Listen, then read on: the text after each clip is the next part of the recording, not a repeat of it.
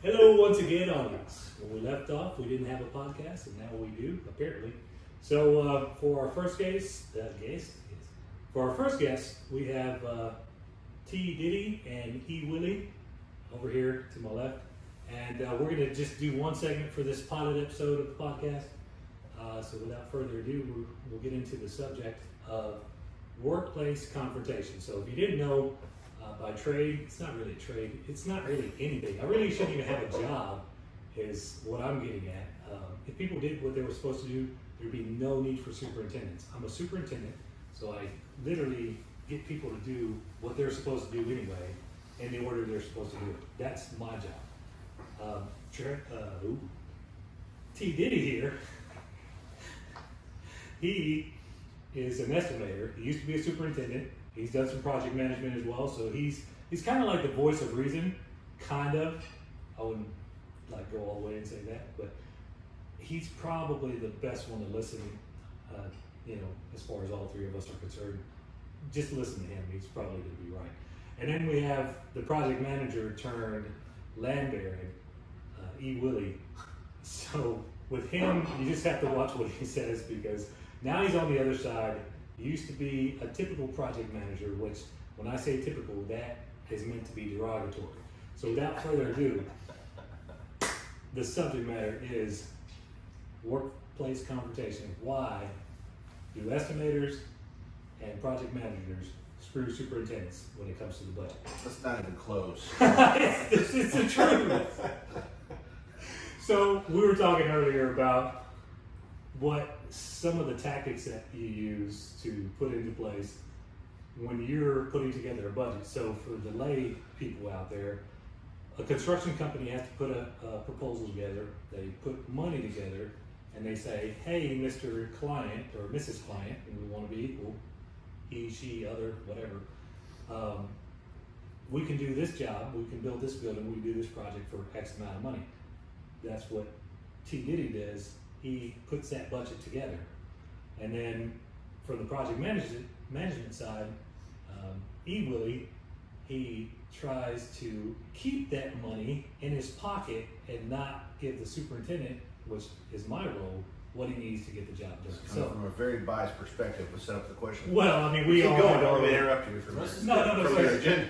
I'm going to 13 segues and how I can go with this. Yeah. Okay, so go ahead. Your tactics on putting together a budget and how will you make a project work? I wouldn't even call it tactics necessarily, because that seems to have a negative connotation to it. It's just more or less, you have a plan, and you're trying to put together a process so that you can set up your team for success, i.e. you. So I'm doing you a favor by setting up things the way I do so that the project runs smoother for the both of y'all, actually. So I don't know what this is about tactics. So you shouldn't read tone into an email. Tactic is not a negative word, but when I say typical PM, that means, it's supposed to be derogatory. So we'll go to the typical PM, E. Willie, for his input. Oh gosh.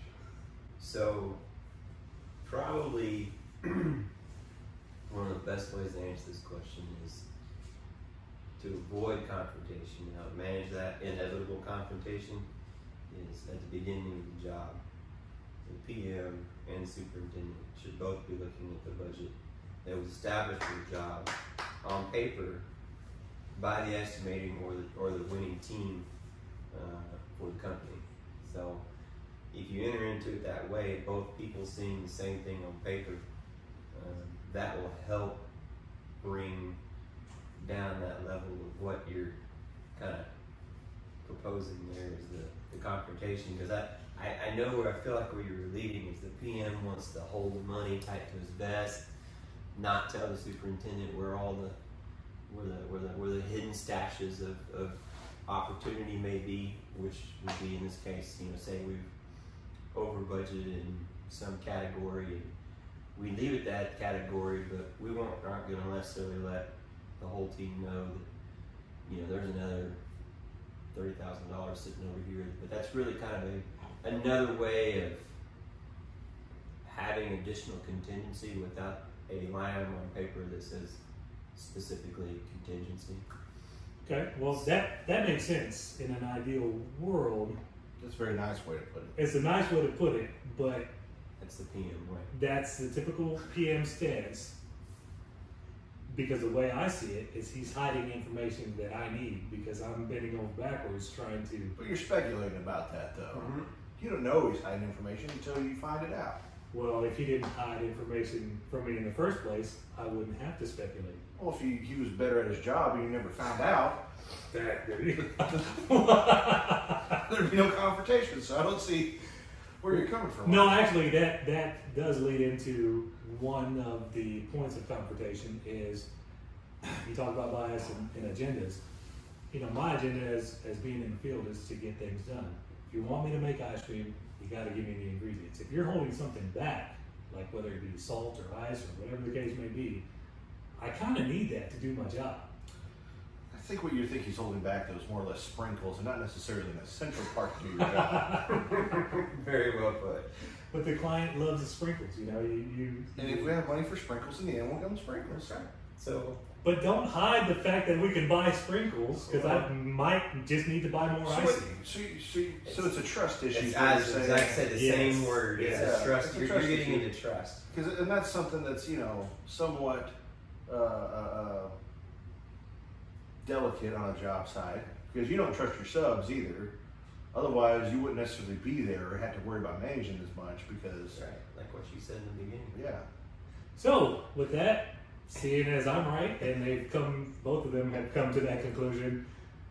Well, it's never been. I've never admitted you. Yeah, You manage we're confrontation. we're just talking about what's going to happen. Okay, so yes, at the base of it, there is the trust. If you don't have the trust, then the next step is going to be a confrontation, either sooner or later, I believe. So ultimately, the whole project team needs to. They have one goal, and that is to make sure the job makes money, doesn't lose money. Okay, And I'm totally fine with that. If there truly wasn't an incentive on the PM side that directly affects his pocketbook if he saves money yet makes the superintendent's lives miserable. that is probably I think that was counterculture, counter positive culture.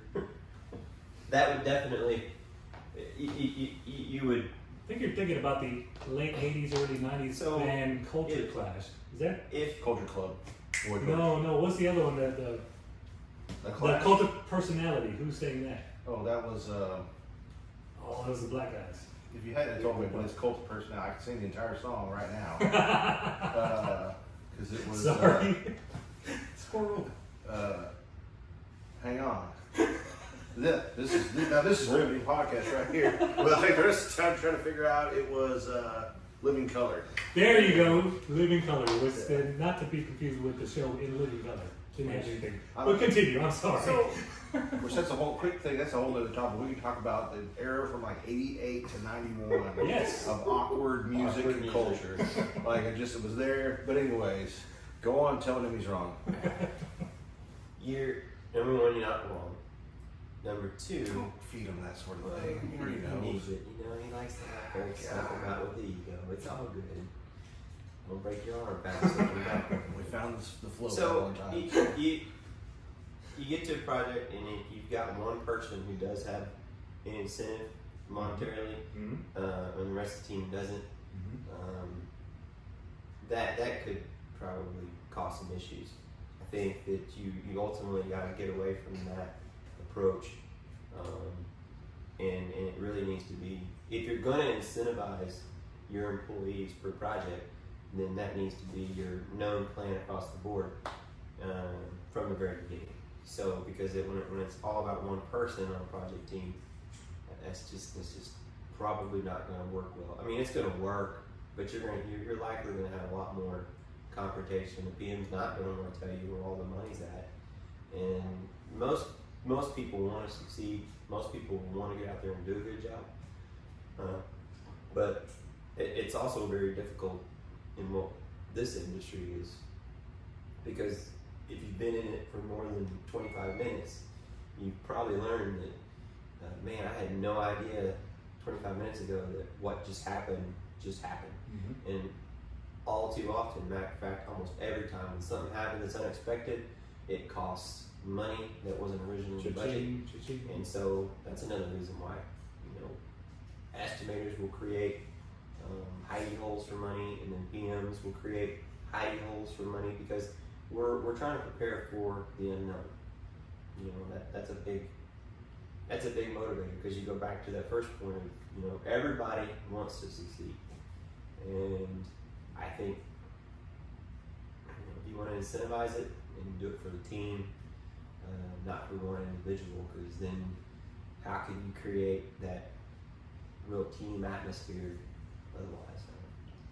So as Michael Jordan said, there is no I in team, but there is an I in win. So if that project manager wants to win and doesn't care if everybody else loses, that can be a problem. So I'm totally on board with that approach, but I also advocate having everybody on board with the project budget in real time. So if those things that come up that are unexpected, okay, let's show our slush or you know, pull from where we can, and that way everybody knows where we stand at that time. And if everybody had the same incentive and it's just something that you just can't do without, then you take away from the budget, and then you know where you stand at that point in time as far as money is concerned. And that's not even getting into the fact of losing money in a lot of instances isn't really losing money, it's not making as much money. So that's a whole nother podcast. So I've put my 2 cents in, so to speak. If we don't earn 10% at the end of the year, we only earn 8. It's what not does a that mean? loss. It means we lost. We didn't Potential. earn as much. Potential profit. So why don't you bring us home here as far as your final thoughts, voice of reason? I'll approach it from the capitalist point of view. I still agree. I understand about confrontation. I understand where you're getting at, and it would frustrate me as well, and it has before.